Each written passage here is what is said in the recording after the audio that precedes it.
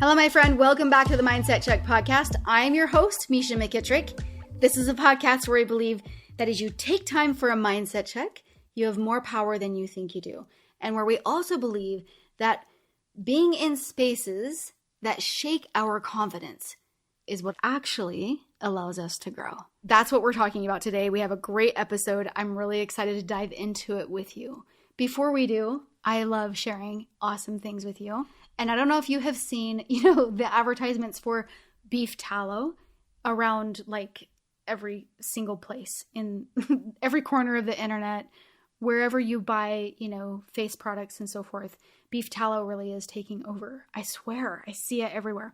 I finally caved in and I purchased a beef tallow from Base Supplies. I'm not promoting the company. It's just where I bought it. And I've really been liking it. I incorporate it into my routine. So I don't use it like every single night, but I incorporate it in. And surprisingly, like everybody says, I can't believe that that's what I am putting on my face. But guys, I don't know. I mean, I definitely think it's worth giving a go. So I just thought that I would share that in case if you are also on the fence about beef tallow. So random, I know.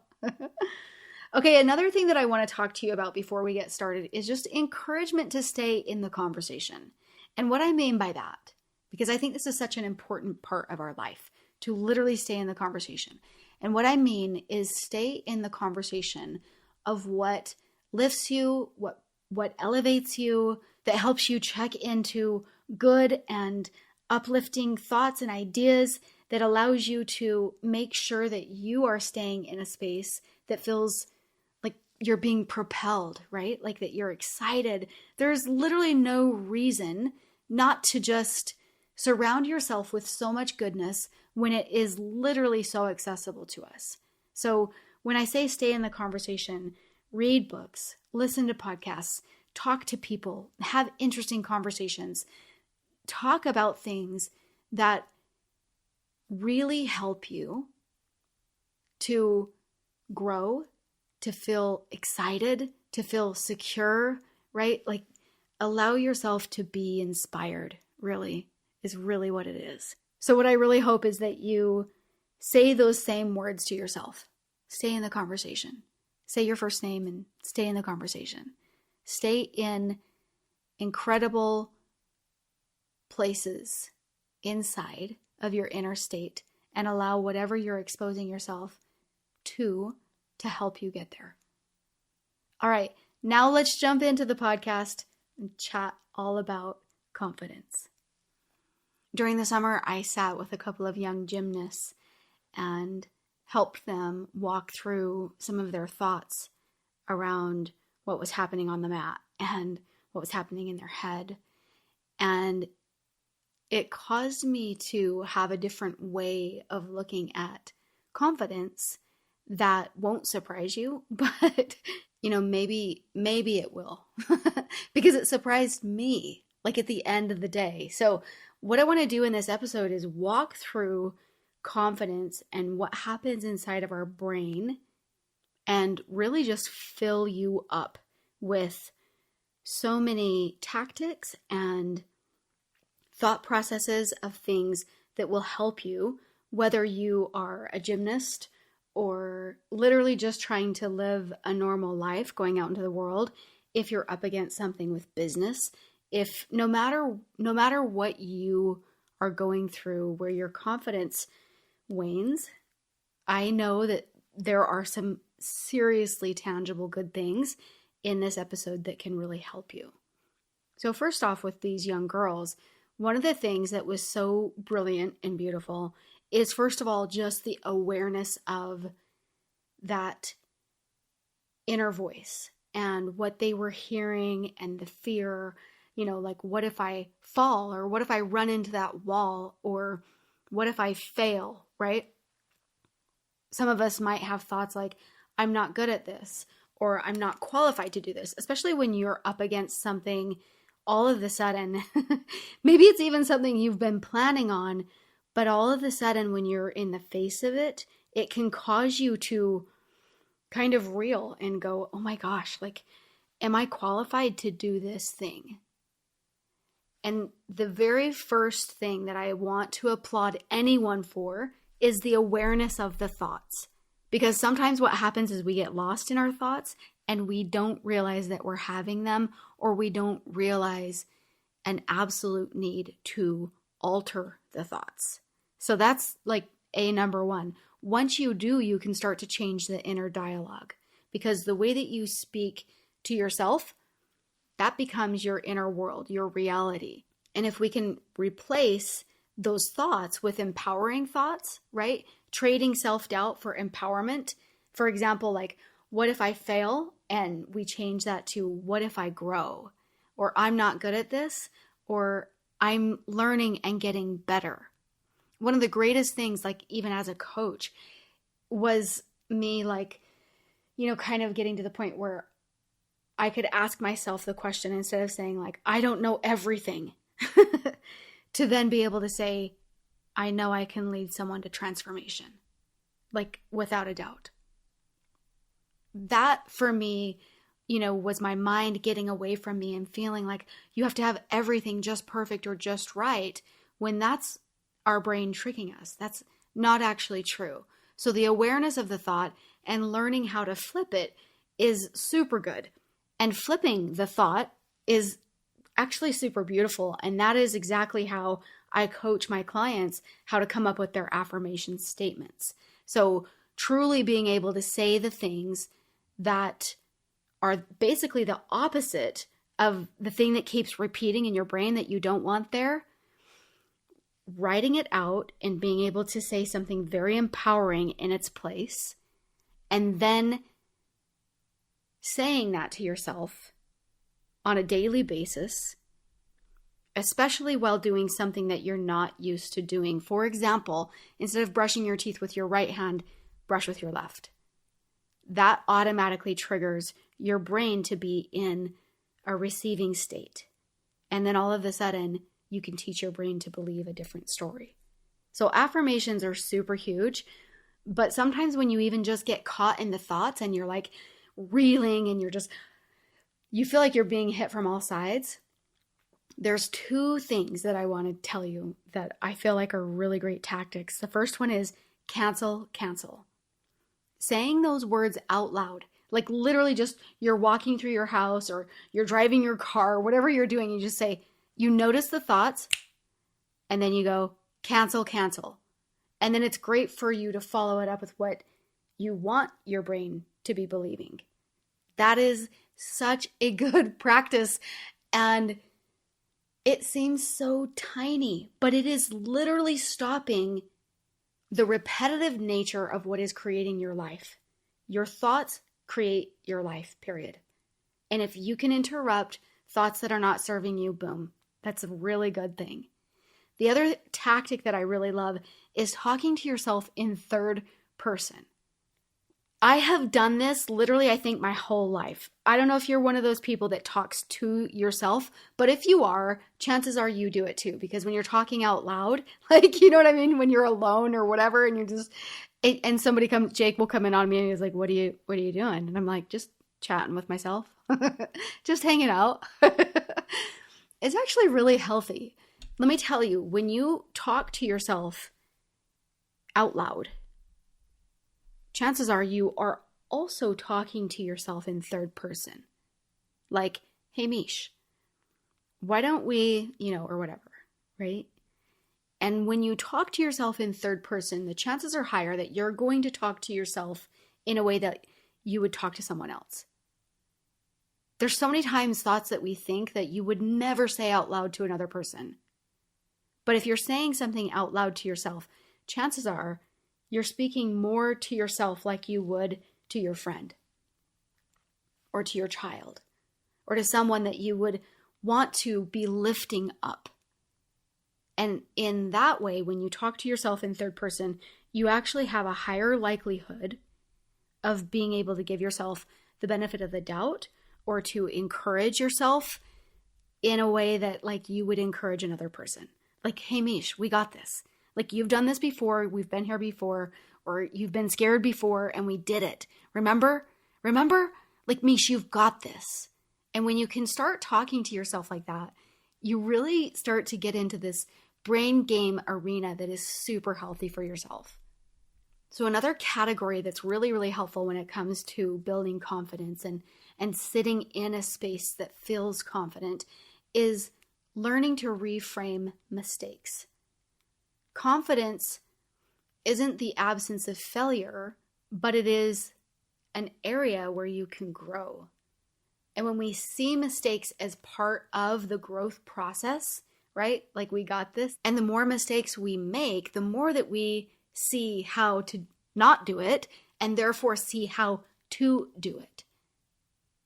Confidence grows when you survive, something uncomfortable and you come out a little bit stronger. Literally, there has been so many times where you just don't quite show up the way, and being able to recognize that I didn't do what I know I'm capable of. That's actually a really freeing thing because it means that you can come back and do it better and better and better and better.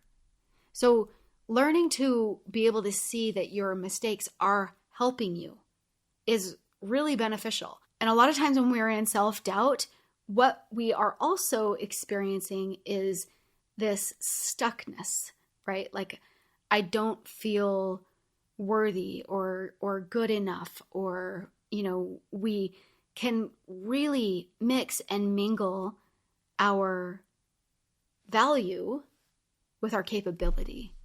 And when those two things get confused, that is a recipe, or I should say a cocktail for disaster. Because when we can separate our value from our ability, when we can see those things as two different things, we can fail. We can show up and I've talked about Meet the Robinsons, that little cartoon show on my podcast before, and his whole family celebrates when he fails, when he doesn't get it right. And it's like the most freeing thing, because that never was tied to who he was. It was just, okay, you failed and good job and keep going. Keep going, because every time you fail, you get closer. And when those two things get crossed, right? Our value or our sense of self-worth, when it gets crossed with our ability or our confidence to be able to do something well, just notice how muddy the water gets. So something I think is really important just to know is that your value is not determined from sources outside of you. Your value is not up for debate. You were born worthy. You don't have to earn it, prove it, or win it. And if you struggle in that at all, do a deep search around that. Whether it's a spiritual search or a search, just type some things into Google or ChatGPT, see what you get, because that space can be extremely healing to allow yourself to see that your value is not up for debate. And sometimes you were raised by a person that says, you did a good job, therefore you're good. And then that's when it really gets muddy, right? And so we have to unpack that. We have to unlearn some things in our life, okay? Actually, quite a few things, don't you think?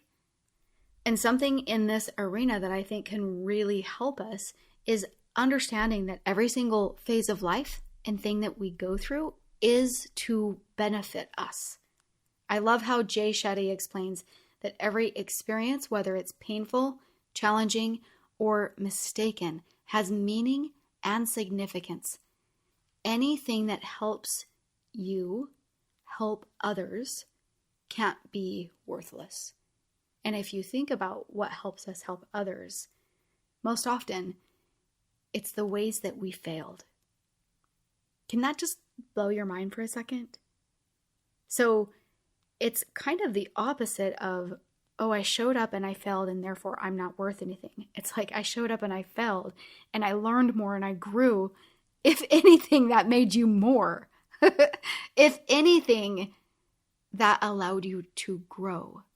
That allowed you to become in whatever arena you failed, it allowed you to become something different. And gosh, I really love that ending part of what Jay Shetty said. He said, anything that helps you help others can't be worthless. It cannot be worthless. So tap in and tune in to that everything that you encounter in life, even those deep struggles and self-doubt and just not feeling quite worthy or up to it, those periods, even if they're long, man, they can really help you turn life around for other people. And once you figure it out, you actually appreciate that space more, rather than if it was just there from the beginning, from forever. Another thing that really, really helps confidence is choosing discomfort. Really understanding that not everything needs to be perfect before you act.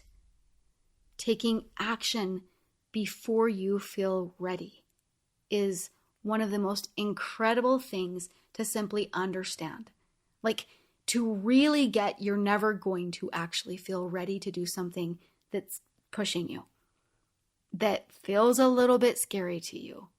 You kind of just have to do the thing, and then things unlock, and all of a sudden you're like, okay, like I get what that feels like, and I can do it even better every single time I want to do it, right? You don't get confidence first. You get it after you do the thing scared. Ooh, isn't that so juicy and yummy? It's so good. We have to just show up and trust ourselves to carry ourselves through it, even if it's messy, even if it's not quite how we want to do it, because that's how we grow. So one of the things that I really love inside of confidence is creating a power statement. I think that this is one of the most transformative spaces that we can be in when we have that little hiccup of self-doubt. Like, we're planning on doing something, but then we get up to do the thing and we're like, ooh, right? I'm not sure I can do this. So an example of a power statement, this is one that I do that literally just like shocks me right into action. And I say the words, it's showtime. And I snap my fingers just like that. Like, it's showtime. Like if I'm about to get on a stage and speak, or if I'm about to do a podcast with a guest that's like, ooh, just a little bit intimidating to me, or, just something that just kind of challenges me a little bit. If I say the words, it's showtime, and snap my fingers, it snaps me right into gear. I love it. And I think too, because in the past, after I do it's showtime and then I act, like there is something there that says, even though we're not ready, we're going to dive in. Let's go. So sometimes you might say, like, for your power statement, you might choose something like, I got this. You might say it slow and loud. I got this. I got this, right? I got this. You could create a countdown for yourself, however that looks for you. I have a girlfriend who, she was actually doing something super, super scary. She was talking to a person that was her predator when she was young. And she was so scared to go in and have this conversation. It was a conversation of asking for forgiveness and trying to make things right. And it was really scary for her. And she literally said the words, okay, Heavenly Father, let's go. 1, 2, 3. Because it was her way of saying, I need you with me to do this big thing. I need you with me. Let's go. You and me. So however that sits and settles for you, creating your power statement is such a beautiful thing. It's something you can rely on and that can snap you into gear and say to yourself, say to your brain, like, hey, I know you're not ready, but we're going to move. We got this. Another thing that I really love is a TED Talk by Amy Cuddy. and she talks all about body language and how body language actually contributes to our confidence and just how we are showing up in the world. It's a really great one to watch with your families, however you want to do it. Like it translates into everything for us. Like if my kids are at school and they're kind of nervous to take a test, man, I tell them, go into the bathroom and stand like kind of in Superman stance, right? Like your hands, like your fists on your hips, and just puff out your chest and take a few deep breaths in that position. Man, that contributes to you just going into it with confidence, versus if your limbs were all folded in on each other and your shoulders were kind of hunched in. It completely changes the way you're showing up. So when you learn body language, you learn that you can contribute so much to the situation by the way that you hold yourself. Even on the sidelines of soccer, when my boys are about to do penalty kicks, like if we've ended in a tie and there's a shootout, oh my word, when they were little, I would scream, make your body big, make your body big, because they knew it was a reminder to them, oh my gosh, yes, like I'm just going to puff out my chest right now. Like I don't even need to put my hands on my hips or anything. I'm just puffing out my chest. I'm making myself feel big and in charge and like I got this. And it is literally infusing energy into your cells in a way that gives you such a charge. Isn't that a cool one? All right, something else that really helps confidence is building competence, okay? Confidence is built in the gym of small wins. Being able to gain more and more and more skill and being able to surprise yourself even and be like, whoa, look what I'm doing. This is insane. This is so great. Building over time can create your confidence to grow huge. Think about anytime you've been up against something really big and you felt like you had to eat the entire elephant at once. If you just step back and just do, or is it a horse? I think it's a horse. the example, you don't have to eat the whole horse at once, right? It's just like one little portion at a time. And when you approach life in that way, it actually can make you soar. If you've watched kids develop from a young age, you know, I can remember looking out the window in my home in Las Vegas when my kids were little, and my husband was out there with them, and they were literally just hitting balls off of a t-ball stand. Think about how tiny that is. Such a small thing. And I would watch that bat connect with the ball, and the ball would soar for them. It was just a tiny little wiffle ball or whatever it was, right? It would soar. And I remember, I have this vivid memory of that night. And my kids just beamed with confidence because they were taking small action, right? They were building and having small wins, developing skills. And that over time contributes to a lot of confidence. So that's a great one to kind of like build into the whole conversation about confidence. Now, the thing that I think is like the biggest aha in the whole confidence conversation is the next thing I'm going to talk to you about. And I want you to think about the opposite of confidence. So what do you think the opposite of confidence is? Well, we've already talked about self-doubt, right? Fear. How about distrust or skepticism? Okay, these are the opposites of confidence. And there's a book that I read a while ago, and the book is called The Gift of Fear. It's fantastic. It is a book that teaches us survival signals and how when we get these little hits inside of our body of fear, like fear being a true gift, that we can then act in the face of fear. But he really goes deep into the book that sometimes we do something called like psyching ourselves out. He calls it unwarranted fear. Like, ooh, I'm kind of scared right now. I'm in a dark place and I'm in a park and whatever you're doing in a dark park by yourself. I'm just making stuff up, okay? But he did give an example, I remember, of this woman driving home, and she lived in California, and she had to cross like a dark parking lot where she had to walk to her apartment building.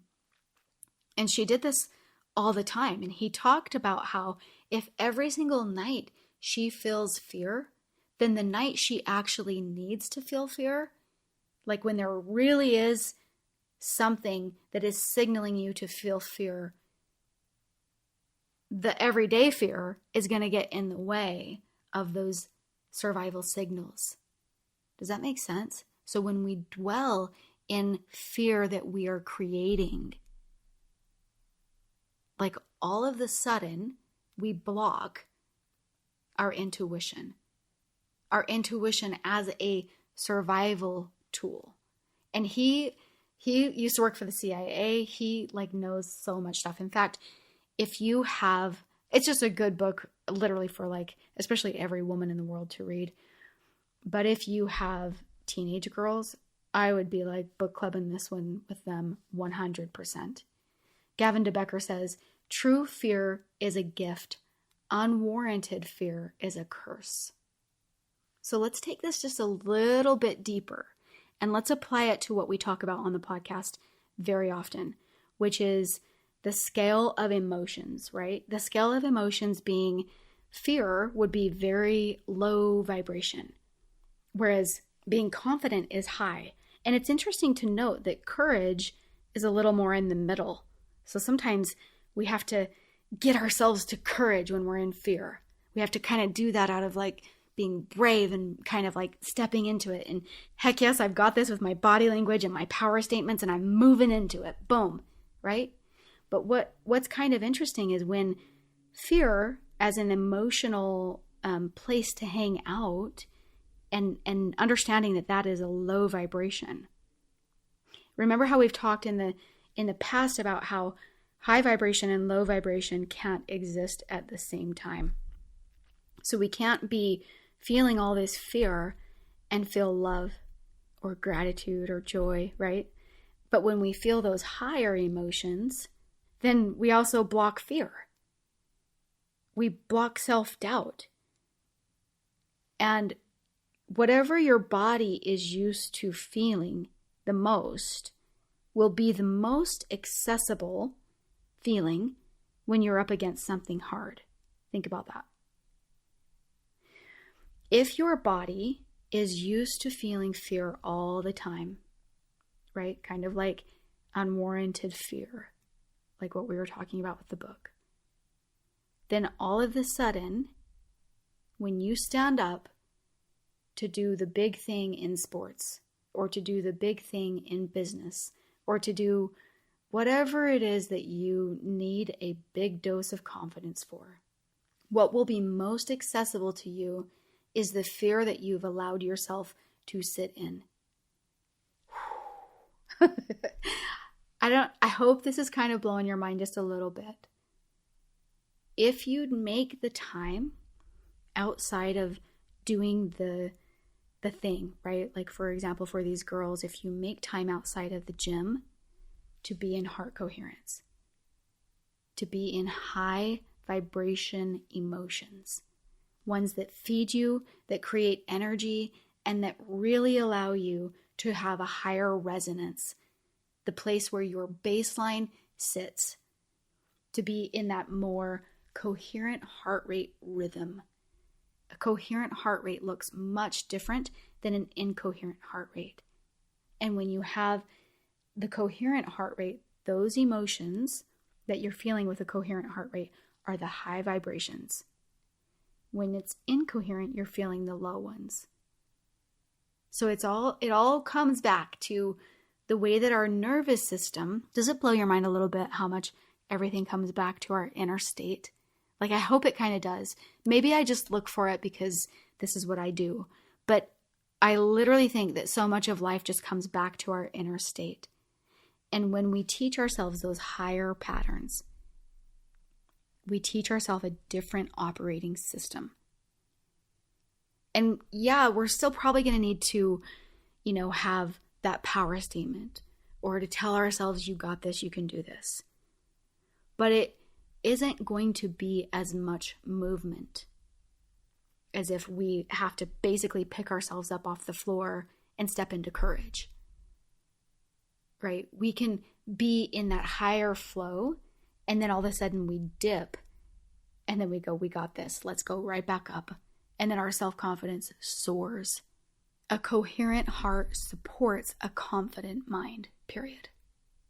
And the practices that bring you into these high vibrations and emotions being a regular part of your life are all of a sudden going to change the game for you in whatever confidence or self-doubt thing that you're up against.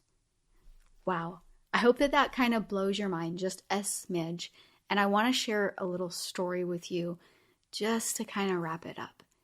In the forests of the western United States, the lodgepole pine grows tall and straight, but its seeds are actually locked tight inside the cones, and they're sealed with hard resin.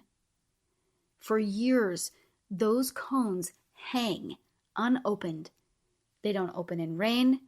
They don't open with time. The only thing that cracks them open is fire. Most of the world looks at fire like destruction, but for the lodgepole pine, fire is actually what activates the future. The heat melts the resin and the cones pop open, and suddenly in the ashes, new growth begins. The tree doesn't resist the fire. It's built to respond to it, to use the heat to become more. So think about this story and the way that nature always has incredible lessons for us. Confidence doesn't really come from ease. We build confidence because we're up against pressure, because, we are in the middle of that emotional fire. And that forces us to unlock something powerful within us. It allows us to step into a space that surprises us and that reminds us that we are built to rise and to grow and to become more. Confidence really isn't about never feeling fear or doubt.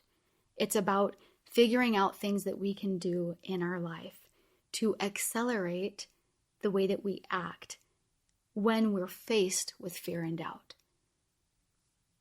I hope that through these tips and through the realization of the emotional place that we hang out all the time, and the idea that we were made to unlock more and more of what's inside of us when we're actually up against something hard. I hope that these ideas help you understand that you do have more power than you think you do. All right, my friend, I hope that podcast was full of information that was just useful for you, good ideas, and maybe even things that you'll be able to incorporate when you're talking to your kids or the people in your life that you're really doing your best to lift up. If there is someone in your life that you can think of that oh my gosh, they need to hear this podcast, please send it to them. That is literally how the podcast grows, and I appreciate it so incredibly much. Also, make sure that you are subscribed to the Mindset Check podcast so that you don't miss future episodes, and rate and review if you haven't. It really helps the podcast out. Before we go, I want to leave you with a quote that says, "Confidence is not the absence of failure, but the refusal to be diminished by it." Until next time, my friend.